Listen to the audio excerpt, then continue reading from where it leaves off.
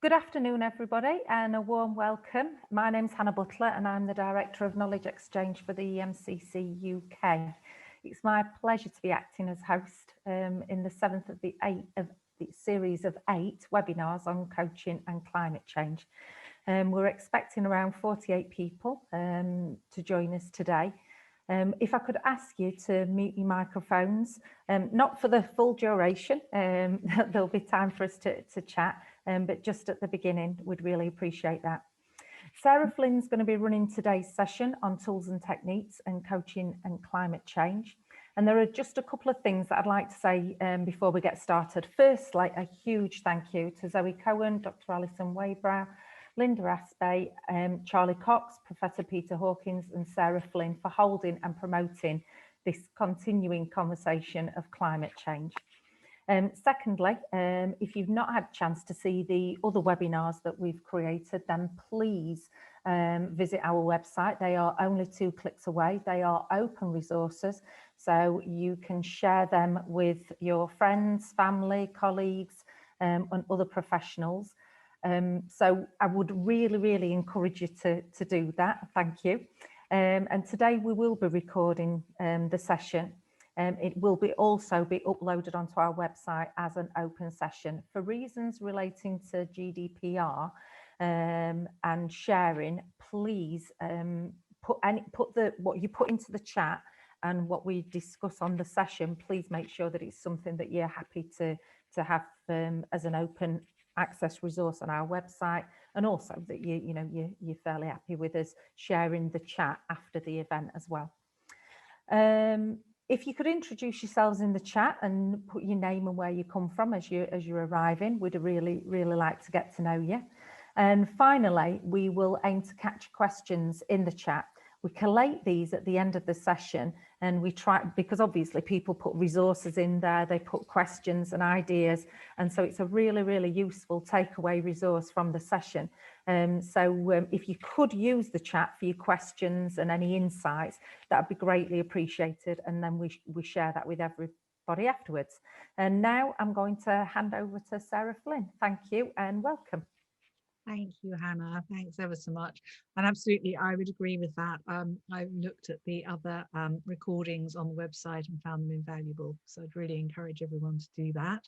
And thank you from me as well to EMCC for hosting this series of webinars and for inviting me to be part of them. Thank you very much. So today we're going to be getting really practical, talking about techniques and tools for coaching in this space. And I would imagine that we're all at very different stages in our journey. Some of us just beginning to consider working in this space, and others perhaps with plenty of experience and already been doing it for some time. And that's great. I really love the fact that there's that mix. And so I'd really like us today to be able to maybe come away with some new ideas and thoughts, depending on for wherever we are in our own journeys. And also to form some new relationships with other coaches to support us on this journey, and to increase our sense of confidence that we can do this, and to come away sort of ready for the next step. So what I'd love you to do, hang on, first of all I better introduce myself, excuse me. So I'm Sarah Flynn, and I'm one of the climate change coaches. And I'm a psychologist and a coach and a systems and relationship coach.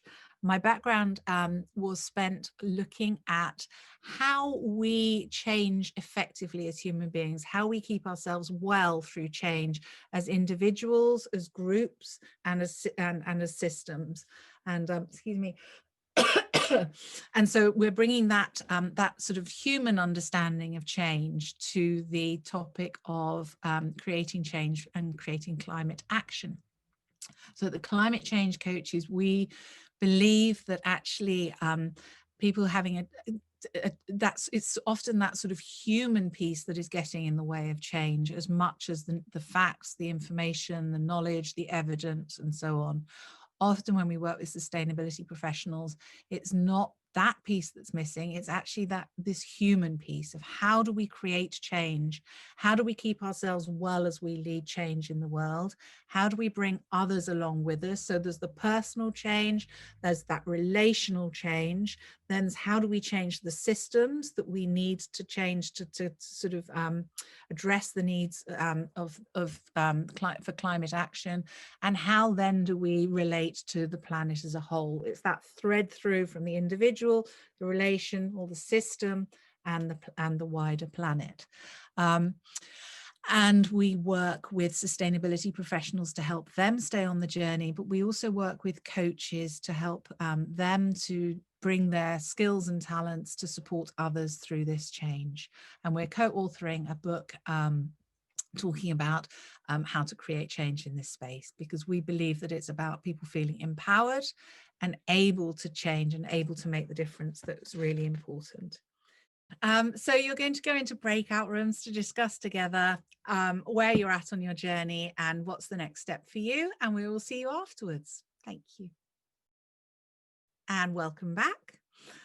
So what I'm going to do now is just share with you a framework that we use as climate change coaches that helps us to understand where people might be on the journey and where we might be on the journey towards taking climate action. So let me share my slide. Here we are. So these are stages that I believe we all go through. We may be going through currently. And we may be at different, and we're likely to be at different stages. So the first point is really we're not in relationship with climate change or the need to change at all. So we deny there's a problem, or we ignore, or we refute the evidence. So that's the sort of the first stage, where it's not really on our agenda, on our radar, and we're not doing anything about it. The next stage is starting to believe that something needs to change, but perhaps minimizing the scale or the urgency. Then there's another stage, which is believing that something needs to change, but thinking that either someone else should, could, or will take action. And that sort of includes that there might be some technological changes, for example, that mean that change is not as necessary.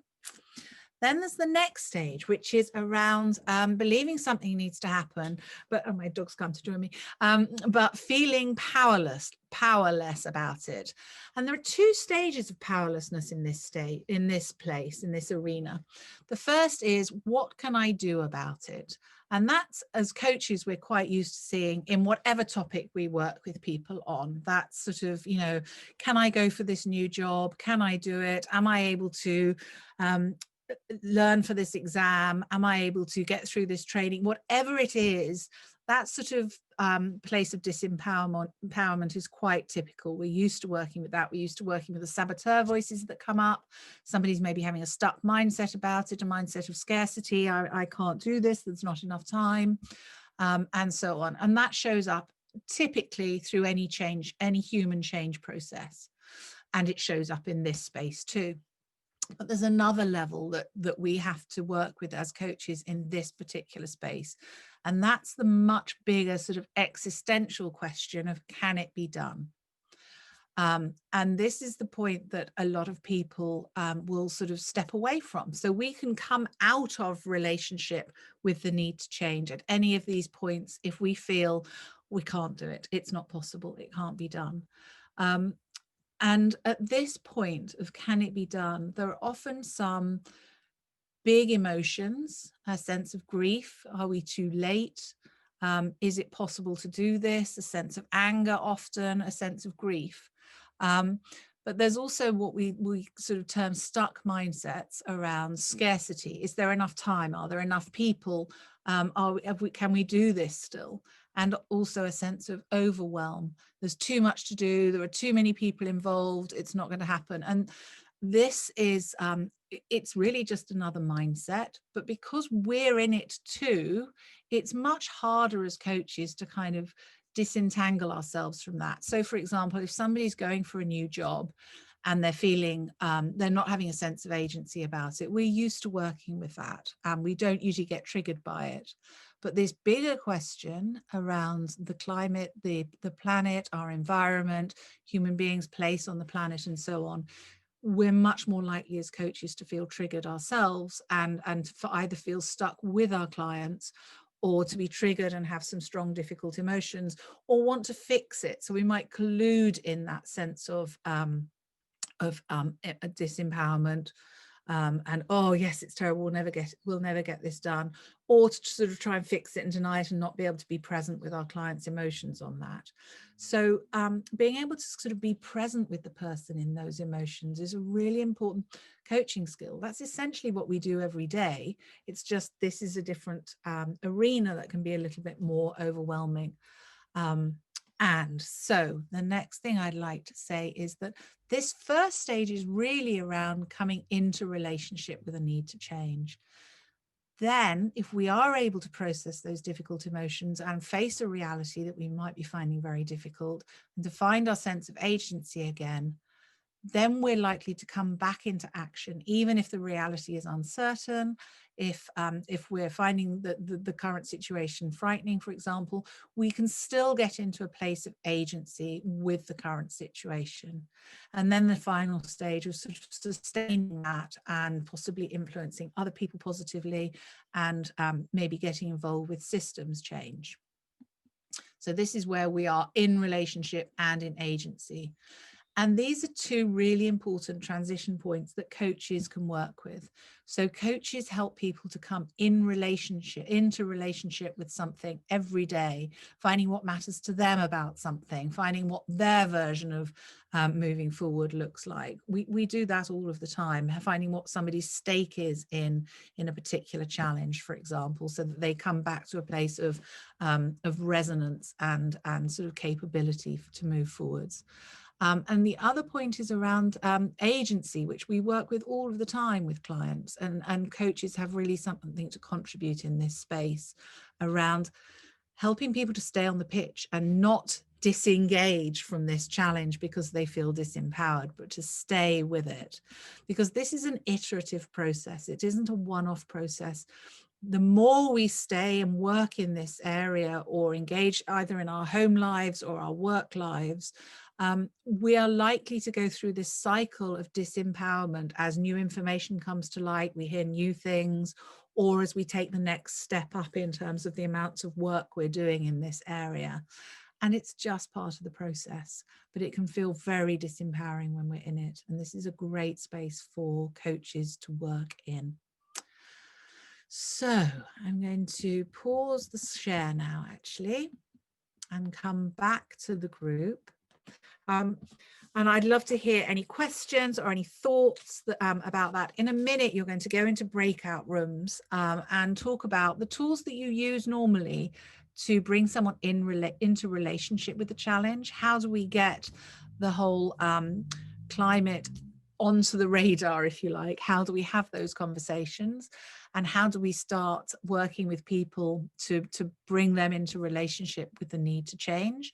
And how do we support them to feel a sense of empowerment and agency? So a large part of the work we do with coaches is really, there's a big section in the coaching circles around actually self-care, because we as coaches are going through this at the same time as our clients. Depending on where we are in our journey, we may find it really difficult to be with those feelings of disempowerment or grief, for example, and either want to fix or find ourselves sort of colluding and getting really tangled up in their sense of disempowerment. And that's just a normal part of the process. It's just that when somebody's talking about finding a job, it's much easier not to get triggered. When we're talking about something that's existential, it's much easier to sort of really feel it too when we're working with somebody. So I'd love to open up, before we go into breakouts again to talk this through in any more detail, I'd love to hear any questions or thoughts. I can see some in the chat, but I'd love to hear from people, please. How's that landed with everybody?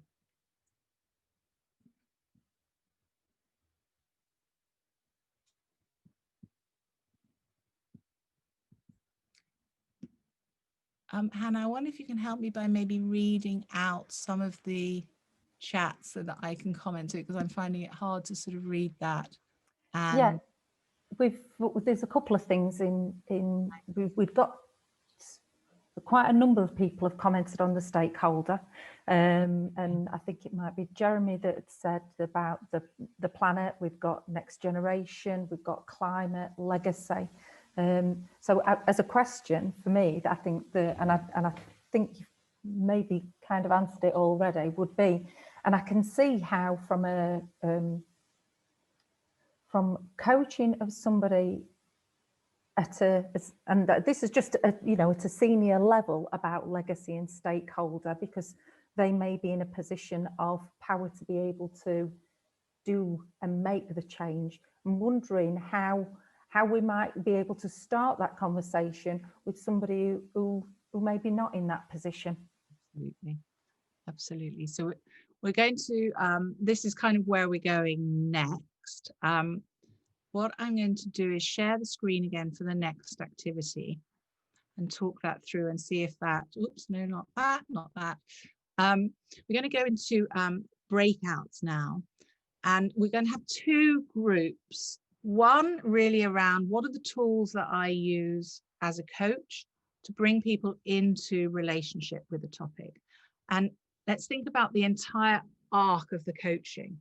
So to your point, Hannah, not just how do I raise a topic in coaching session, but actually looking at the whole arc, right from how do I market myself in the world? What stand do I take?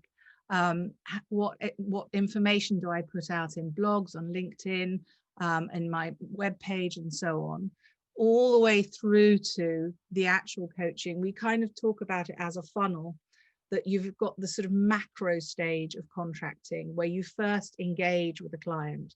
What do you say there? What do you take a stand for there? Because actually our clients hire us for our worldview. And actually, if you were to frame this differently, so somebody said, I have no problem talking with my clients about D&I and diversity inclusion and saying, what about different stakeholders? But when it comes to the climate, I feel disempowered to say something. But actually, as somebody in the chat said, the planet is a stakeholder. We in a sense, if we're not talking about the whole, our relationship with ourselves, with others, systems, and the planet, we're kind of taking a stand anyway for not talking about it, because it is just part of the system that we are in. And so actually, how do we frame where we work right at the start of our coaching journey with our clients, through to what do we say in the moment in the coaching sessions? So just brainstorm some ideas about how you bring how you help your clients to come into a really empowered relationship, how you access what matters to them, and how that connects with the different things that they're talking about, and the system that they live and work in. And the other group is to just talk about the tools that you use already as a coach for disempowerment, for that sort of, I don't think I can do this, and can it be done? Just brainstorm some of those ideas.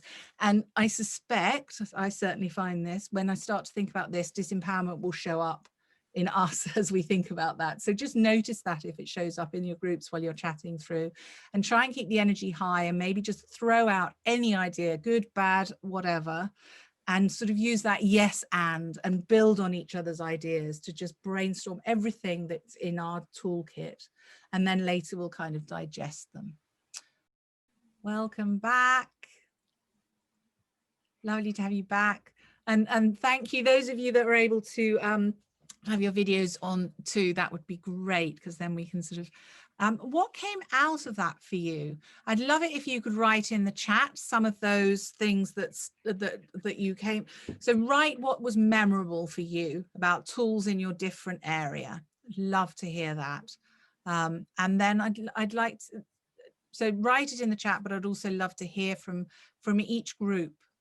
If somebody would like to speak for their group, and then others sort of contribute. Let's listen to the getting into relationship with the need to change first. What tools and techniques do you use in the arc, or could you use in the arc of your coaching, that could bring this in? Anything from group one? think Roshana's trying to speak. Sorry, yes, I don't think actually which group I was in. Hello, everyone. And I joined a bit later, and we were talking about the notion of disempowering in a given the situation. And the tool I picked up, which stood out for me, was about moving around the room, which creates that movement of energy, and that way you feel a bit more empowered. Yes. And that's what stood out for me. Wonderful. Yeah, because when we're feeling disempowered, we're usually thinking about the future, and we're usually thinking about the doing, and actually getting back into the sort of the being, and getting back into our bodies and moving and connecting with nature, but sort of just coming away from being just up in our heads can be really empowering. Wonderful. Anyone else? So let's go with the disempowerment one first. Anything that came out for others in that group about how do we work with disempowerment with our clients that could be used in this space? I think for me it was quite interesting that when we first got into the room, none of us wanted to speak, and there was almost a sense of disempowerment. And what's really interesting for me as well is it's day one of lockdown. Yes. And so there's a sense of disempowerment straight away in the environment, in the climate, in the, you know, and it kind of showed up in the space, I felt. Yeah. And I don't think that's different when you work with clients. So it was really, because I never not speak. Yeah. And so it was really out of character for me. Yeah. So it was a really interesting observation, I felt. Wonderful. Thank you so much for sharing that, because absolutely it shows up in this space. It shows up in us. It's, you know, just as you say, with the sort of lockdown and COVID, it really has an impact on us and our sense of, can we do this? Our sense of certainty, our sense of self. And what helped you to get back into contributing and sort of feeling more empowered? Or I'm overusing naming it. I think naming that, you know, that was the thing. Because it surprised me. Coaches never not speak. Yeah. It's like we are good at interacting, especially when we get together. That's my experience. So I think once we named it, it was brilliant. It was just useful. Yeah, absolutely. And when with clients, naming it and just acknowledging how hard it can be, and not making ourselves or each other wrong when we're in this space. And you know, there can be so much sort of what we should and ought to do, but that sense of judgment will actually paralyze us more. So being able to connect with the human being in that place of disempowerment can really enable the person to find their own resourcefulness rather than what they should, and this sort of intrinsic sense of empowerment rather than what they should do, that they feel out in the atmosphere. Thank you. Anything else in terms of empowerment?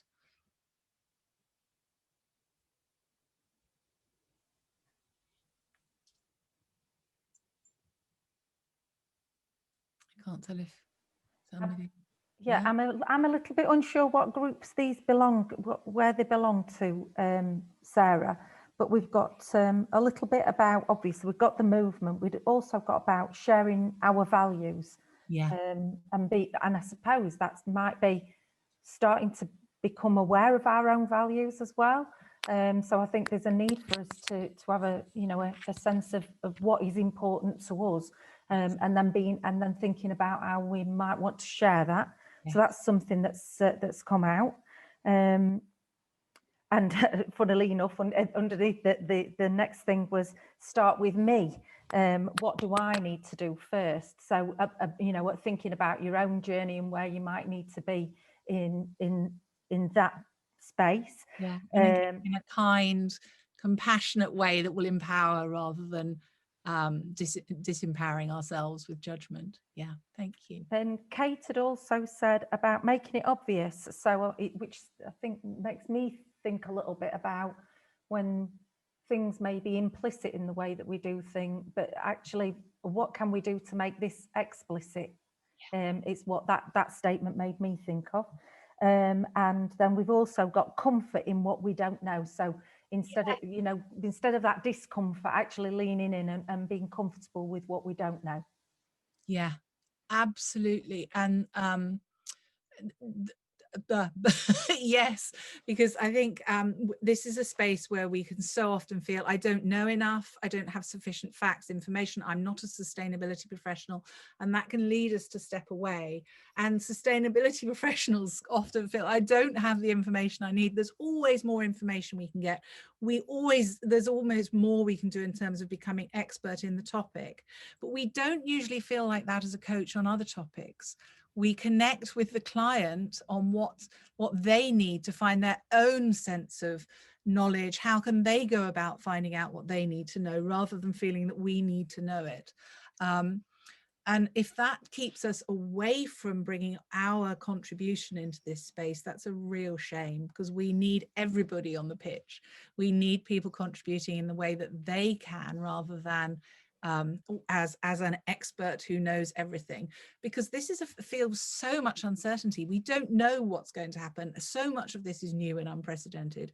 And if we wait until we have all the knowledge and we're perfect and we're absolutely sort of, you know, impossible to sort of judge or criticize for any lack, we won't take action ever. And I love the statement, if not now, when? And if not me, who? We've really got so much to bring to this space.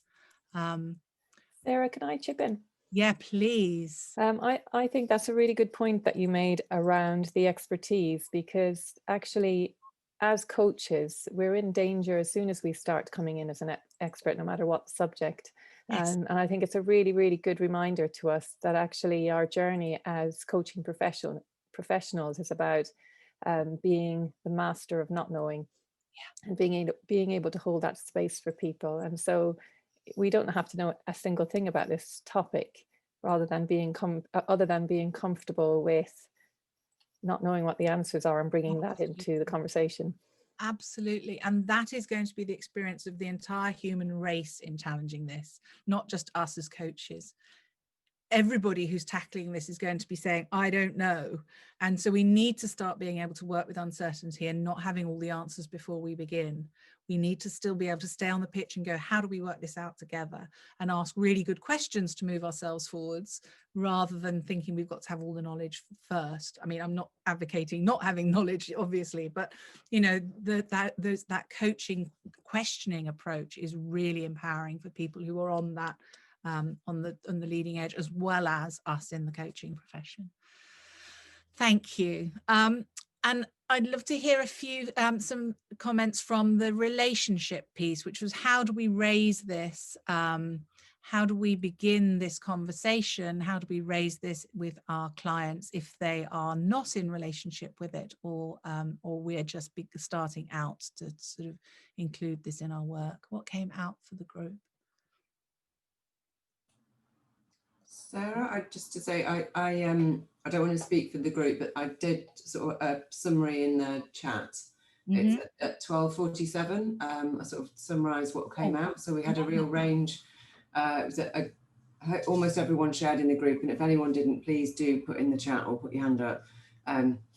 So we had a beautiful range from this being totally new for some people who are wanting to listen and learn from others, to, as I put there, being explicit in chemistry conversations about our values, rewriting our LinkedIn profile to be more explicit about what we care about on the work that we do.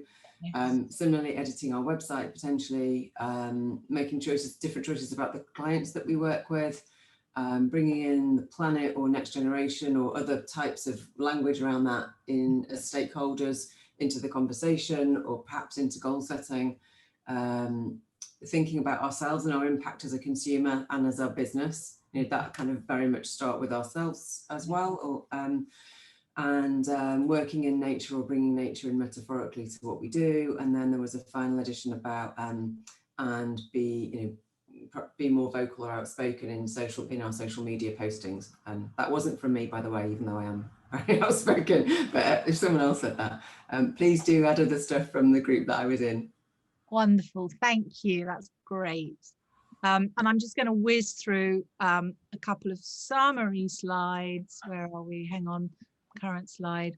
this is just, I mean, there will be so many more things that you do or think of, but these are just a few thoughts that I jotted down that might sort of summarize.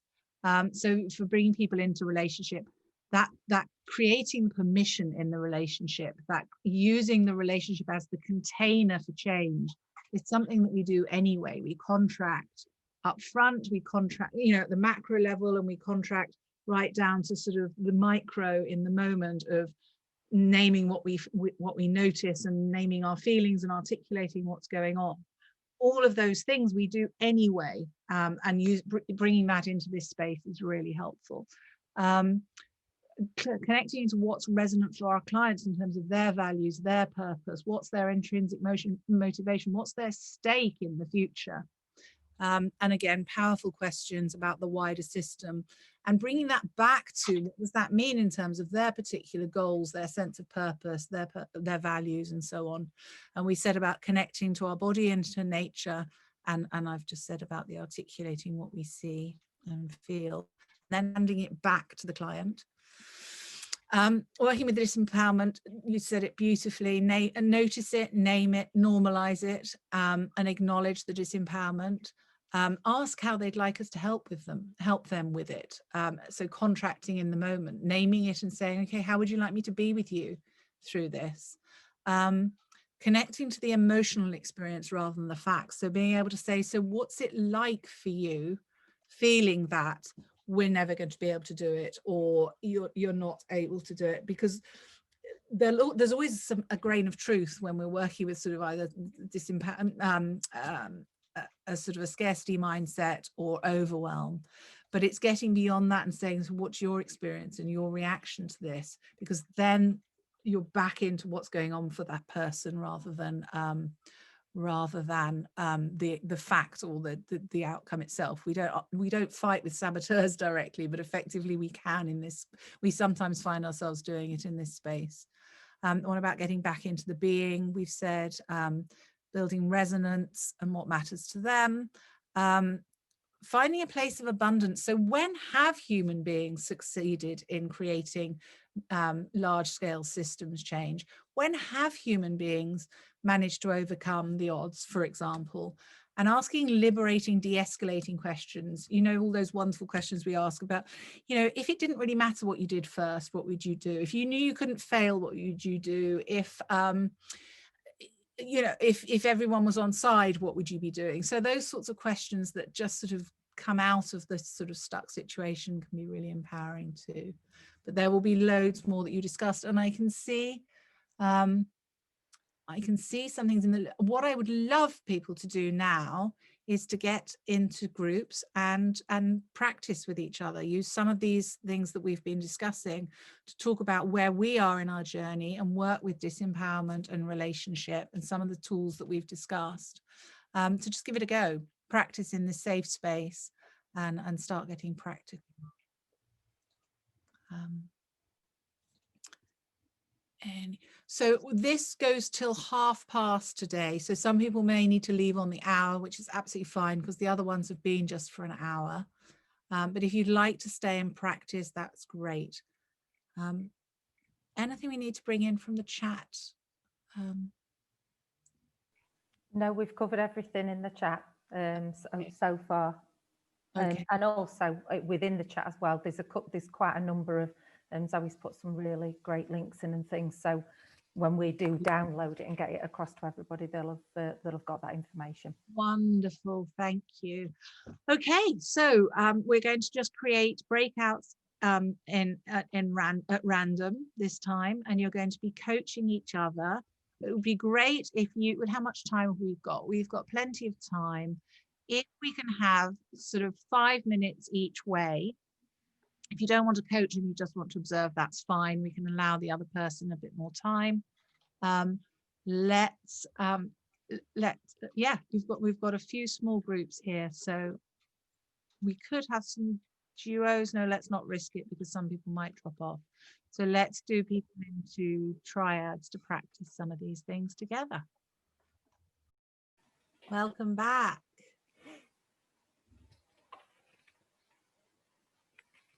Welcome back. Hannah's just said today's been useful. She hasn't revisited her profile recently and wonders if it reflects her values and positioning. And I'm really guilty of that. I'm so busy doing all the stuff and the book and my LinkedIn profile is my really old one. I'm not, I haven't even done. So, you know, it's, so Zoe, thanks for great conversation. Wonderful. So I'd love to hear, and if you and either verbally or in the chat, or both, what did you learn about yourselves and coaching in this space while you were practicing in your breakouts, or in the rest of the session today? It'd be lovely to hear.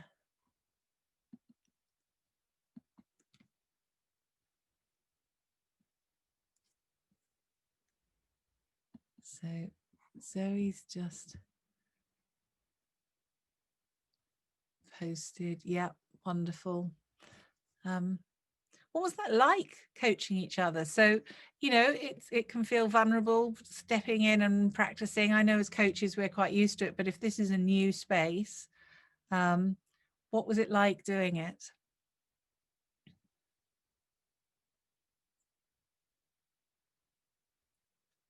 Unmute. Should have said that by now.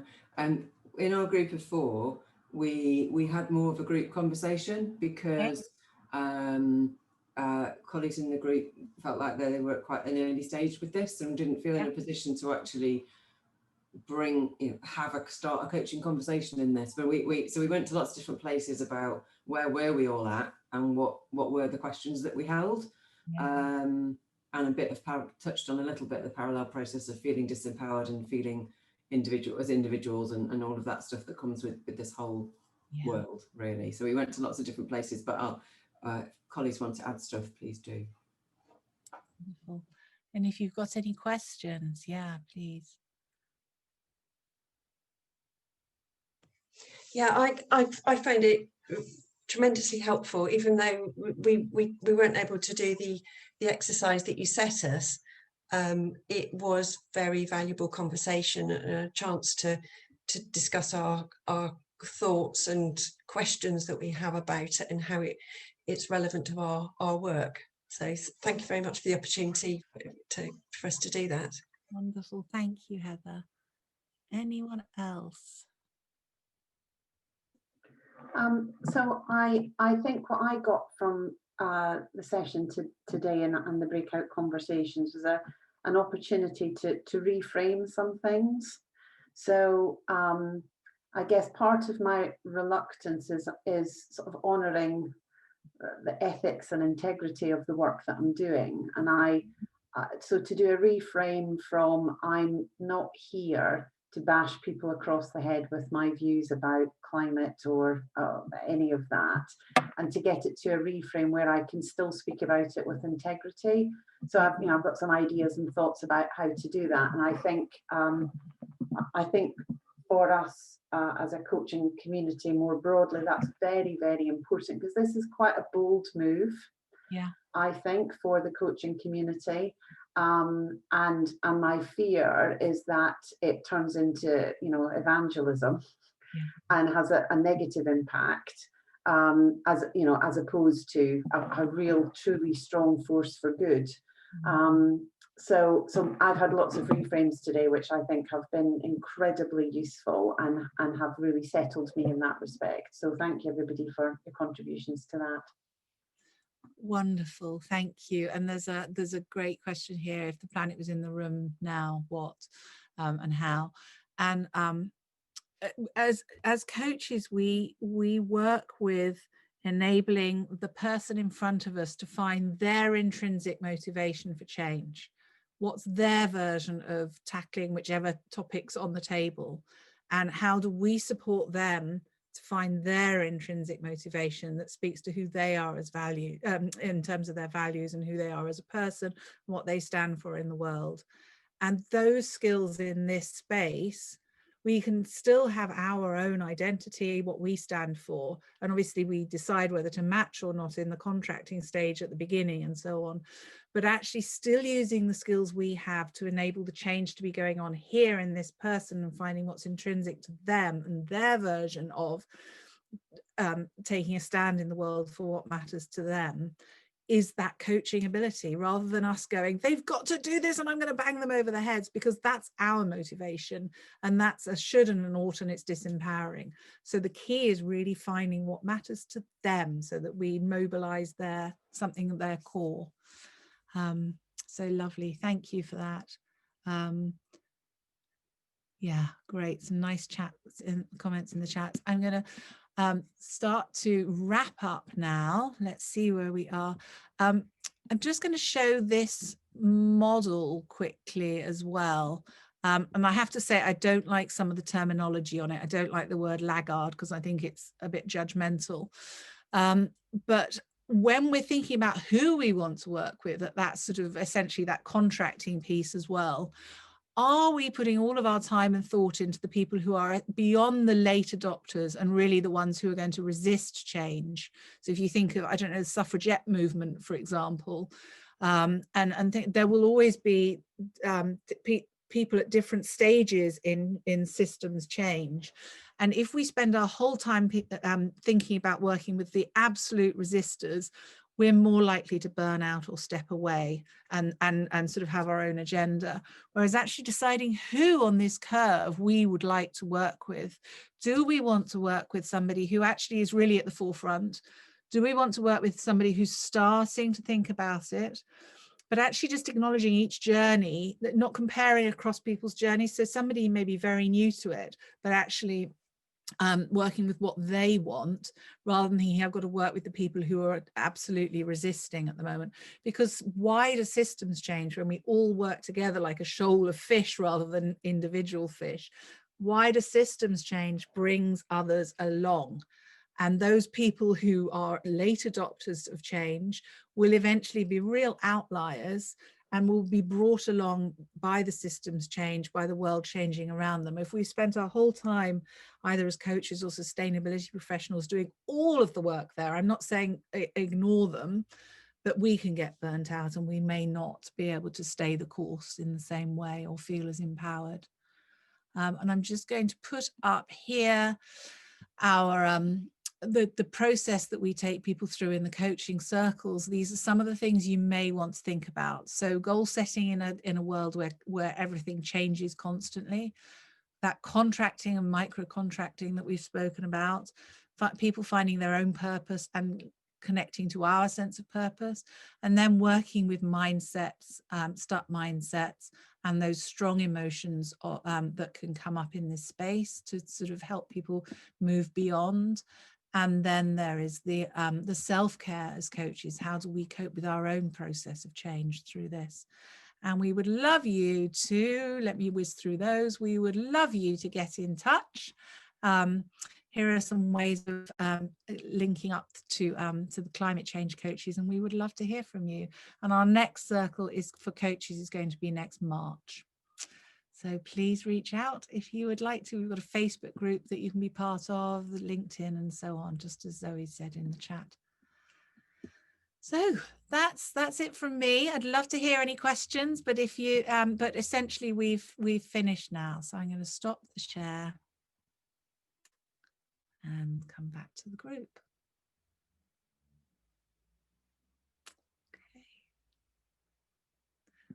So Michael, thanks very much for being part of it. Wonderful to have you here.